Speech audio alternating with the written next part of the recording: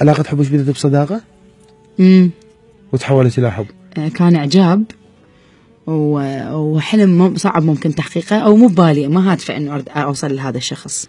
بس يوم من الأيام دعيت قلت يا ربي صعبة، وكنت أنا مطلقة بهذا الحلم. يعني صعبة يا ربي هذا الحلو يصير من قسمتي. بداية الحب كانت من ايش من عنده؟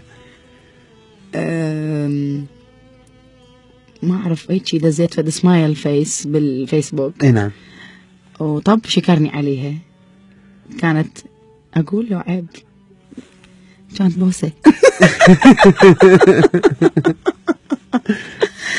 فطبع على الفيس على الخاص مالتي فقال لي شكرا على البوسة. فأني توقعت يعني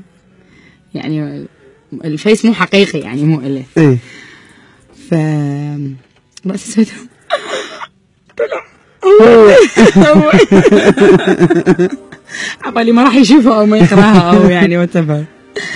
من هنا من البوسه بدت يعني منك. هو يقول لي انت زحفتيني. هذا المصطلح العراقي هسه اللي يستخدموه. قلت له انت دعوه ملقلق بس دزيت لك بوسه راسا.